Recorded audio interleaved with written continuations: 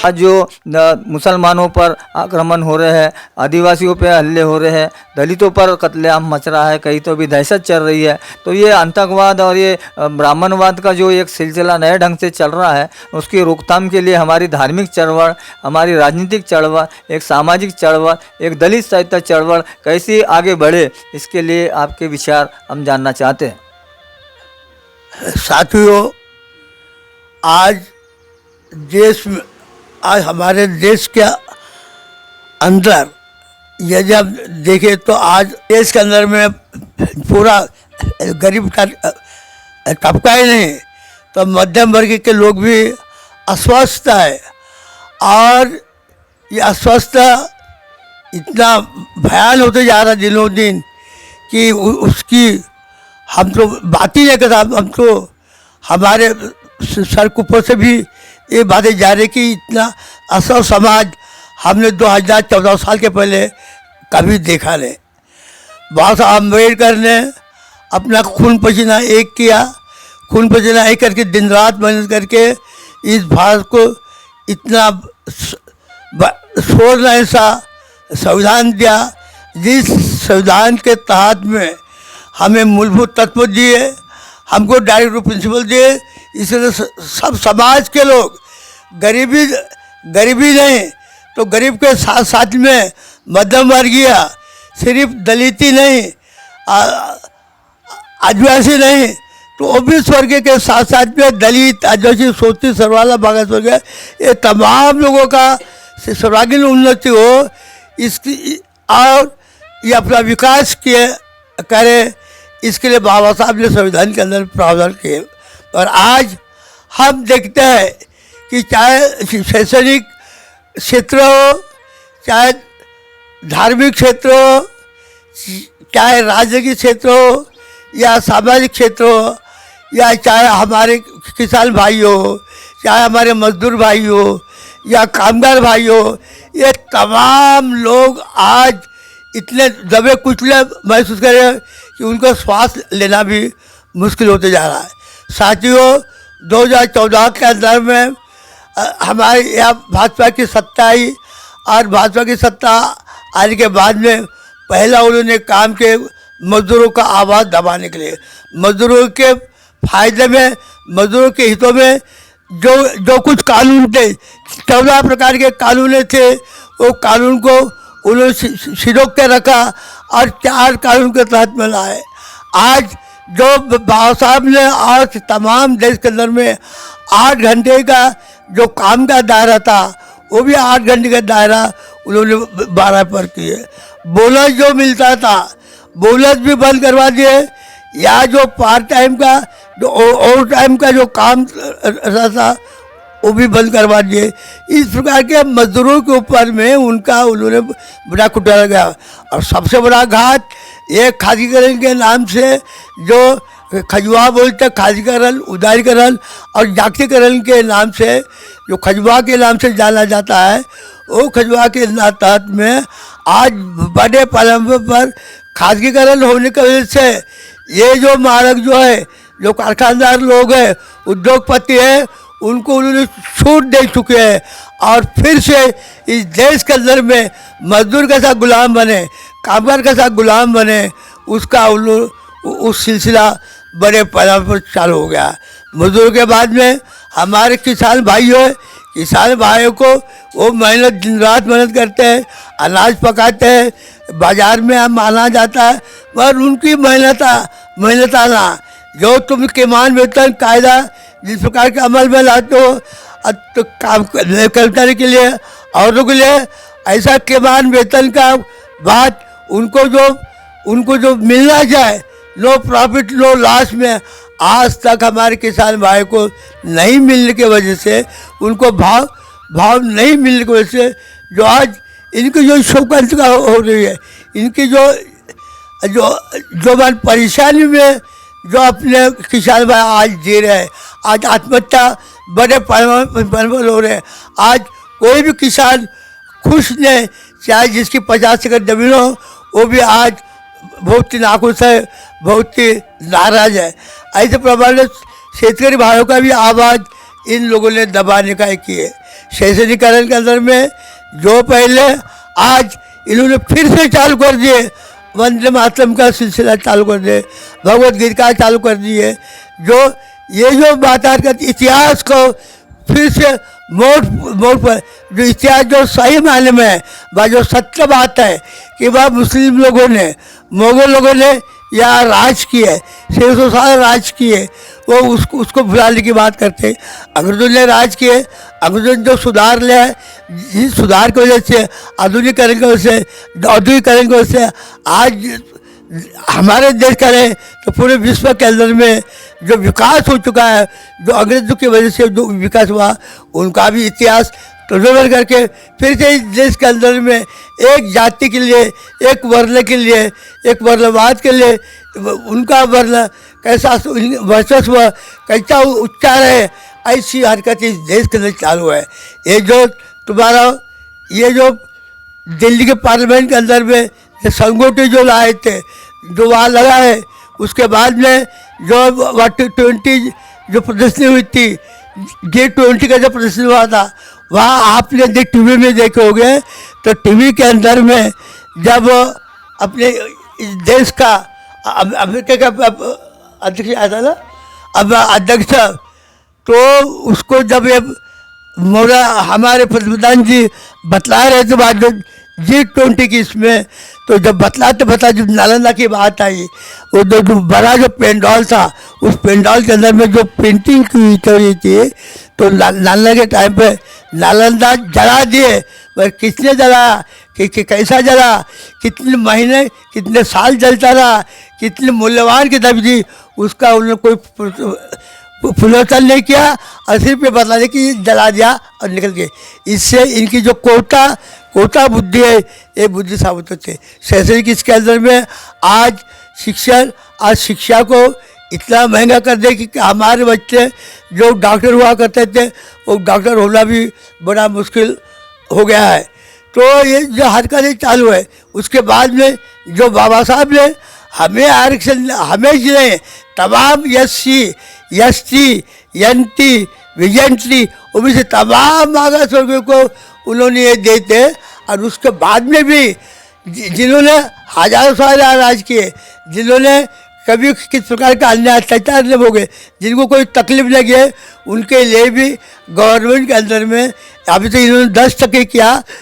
पहले 4% था। बस जनरल भी उनको, जनरल में भी उनको ये था, उनको स्कोप था, और यहाँ भी 4% के भी आरक्षण में था। आज वो आरक्षण को भी उन्होंने सब्स्टिट्यूट करते हुए, क्लासिफिकेशन करते हुए, वर्गीकरण करते हुए, आरक्षण का उपवर्गीकरण करते हुए जात में फिर से तेल डालने की बात करते हैं। उनका पर्पज एक ही है कि जैसे मांग की है, वो मांग वर्गीकरण के अंदर उनको पता है कि यहाँ का दलित बाबा साहब का नहीं, ये काफ़ी पढ़ा लिखा है, काफ़ी समझदार है, राजनीति जानता है, हर बात जानता है, इसको कैसे दबाए, कैसे कुचलाए, वो करके उपवर्गीकरण के अंदर में यदि 13% का वर्गीकरण हो चुका, तो 13% में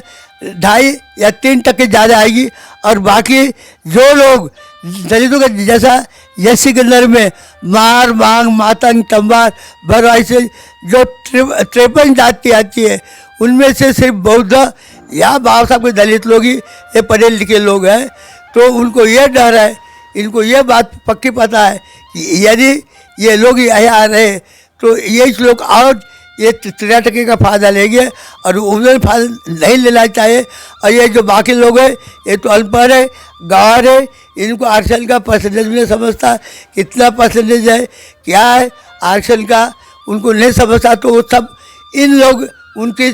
जगह खा सकते हैं। उदाहरण के तौर पर कि नागपुर यूनिवर्सिटी के अंदर में जब JN पटेल साहब न्यायाधीश थे, और उनके सामने सिंगल बेंच एकल पीठ के सामने में जब हमने बात लाई, तो उस टाइम में अरुण जी बोबड़े, जो शरद बोबड़े के पिताजी थे, वो हमारे वकील थे, मैं, रामनारायण दुबे जी, भैया डोंगरे, हम लोगों ने एक पिटीशन डाले थे। उस पिटीशन के तहत में कि भाई जो यहाँ के जो ब्राह्मण वर्ग के लोग हमारे माने पोस्ट को जिद रद्द करते हो, उसको खत्म करते हुए आरक्षित प्रथम के पद को समाप्त कर, तो उन्होंने कैसे भरा और लोगों को, अन्य ब्राह्मण लोगों का भरे, ये बात हमने लाई। तो इस प्रकार की हरकतें अभी बड़े पैमाने पर है। मैं तो ये कहूँगा कि अभी भविष्य बड़ा अंधकार में है, और हम यदि ऐसा टुकड़े में बटे रहेंगे तो फिर से कोई महासभा पैदा होने वाला नहीं है, और फिर से इस देश के अंदर में,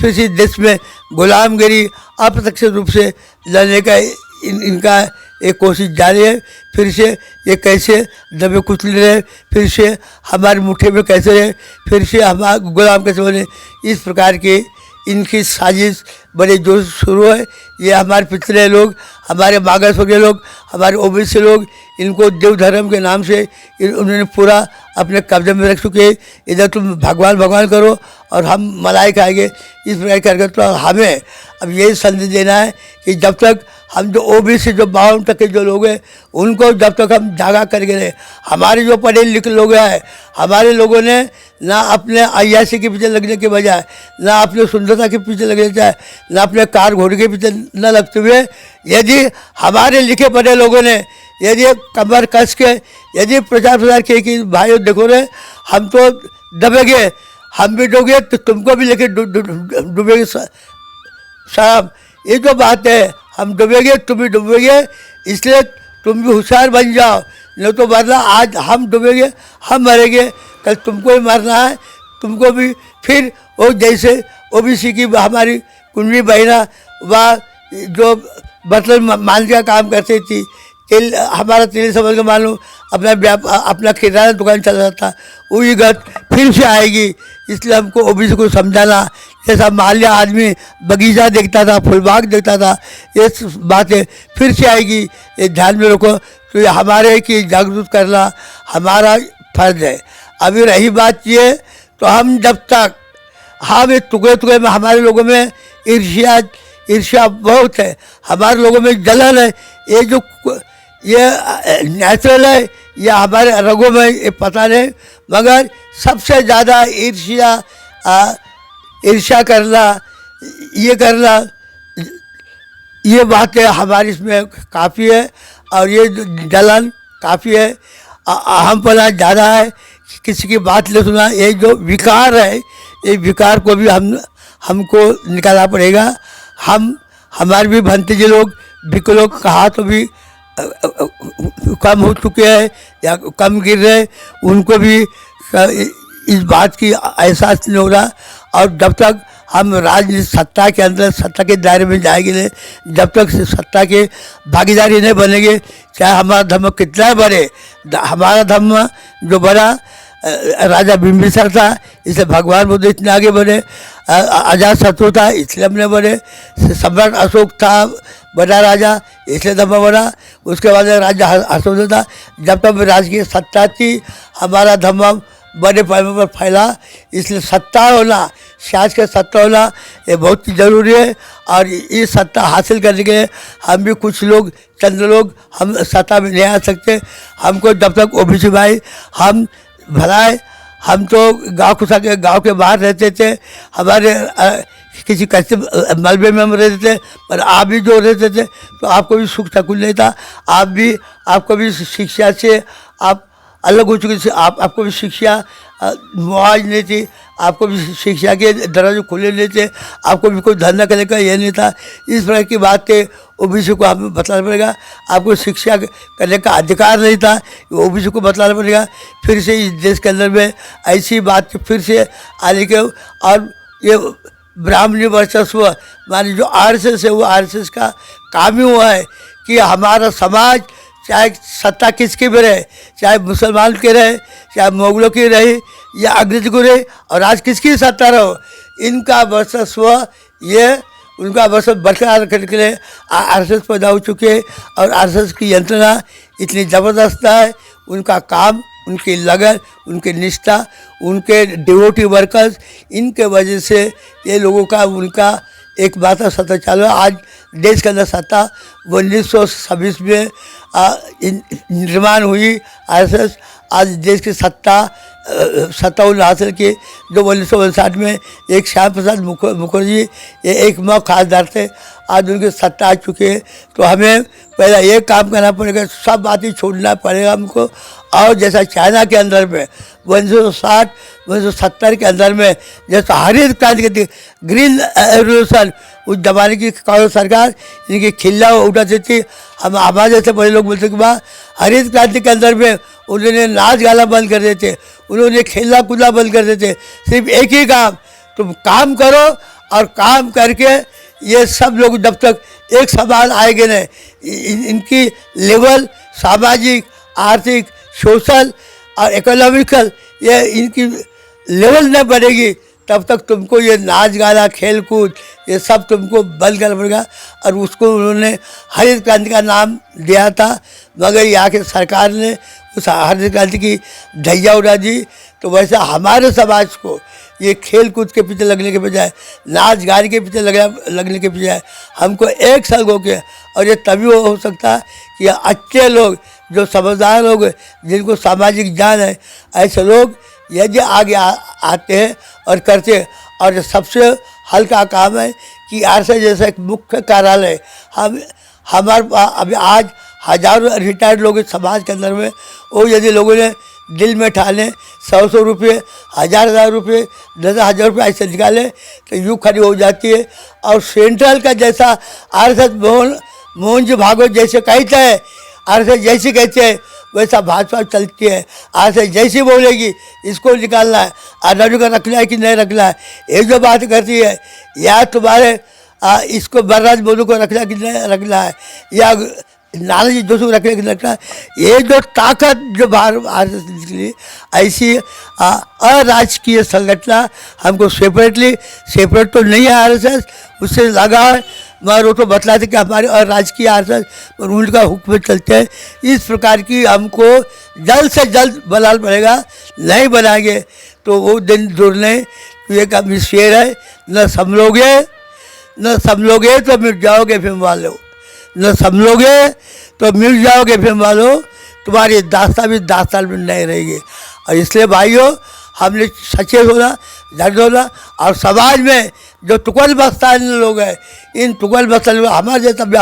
हमारे तो मसाल घाट में लकड़ी जा चुकी है, कब जाएंगे कब,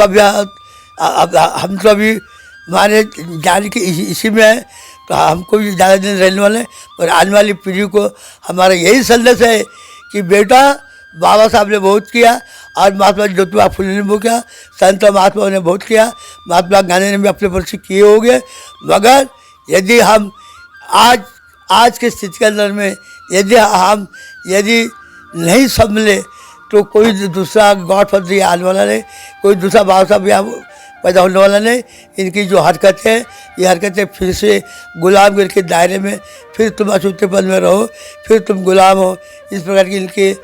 इनकी साजिश है। ये शुरू है, ये उदाहरण पर देखते चाहे कि जब हमारे खुलेआम भगवद गीता ला रहे, खुलेआम तुम्हारा मनु का पुतला बिठा रहे, खुलेआम इनका तमाम रामायण की बातें ये जो बतला रहे, ये सब बातें तुम बतलाओ, हमको कोई ऐतराज़ नहीं। मगर तुम यहाँ की जात पात मिटाने के लिए क्यों बात नहीं करते हैं? हमारा ये कहना है, हम ये समझाएंगे कि भाई देश में तुम भगवान को मानो, हम भी भगवान को मानते, भगवान बुद्ध को मानते हैं, राम जैसी इंसान को भी हम ये करते हैं, मगर हम भी उनकी इज्जत करते हैं, उनको मानते हैं। ऐसा नहीं कि हमारी श्रद्धा है, अंधश्रद्धा को हम मानते नहीं। मगर उसके तहत में तुमने जो वर्णवाद निर्माण किए, जो मुख से ब्राह्मण पैदा हुआ, ये भुजा से क्षत्रिय पैदा हुआ, पेट से वैश्य पैदा हुआ, और पैरों से जो शुद्ध पैदा हुआ, ये जात पात का तुम जब तक निकालो, ये बातें हमको बहुजन समाज को बताना होगा कि बहुजन भाइयों, ये जब तक बातें जाएगी नहीं, जात पात को जब तक याद मिटाएगी नहीं, तब तक इस देश के अंदर में हमारा खरा कुछ नहीं है। ये तुमको गुमराह बना रहे, धर्म के नाम से, भगवानों के नाम से, देवताओं के नाम से, मूर्तियों के नाम से, ये तुमको सब बंद करना पड़ेगा। नहीं तो एक दिन आएगा, एक दिन मिट जाओगे मट्टी के मोल। अधिकार, संगठन बनाने का अधिकार, और ये सब आप लोग संभालेंगे, इस कब्जे को आगे लेके जाएंगे। यही अंतिम संदेश सांसद सुरेश घाटे का। नमस्कार दोस्तों, हमारे न्यूज़ चैनल न्यूज़ इंडिया को लाइक कीजिए, शेयर कीजिए, अनसब्सक्राइब कीजिए। हम मिलेंगे फिर, धन्यवाद।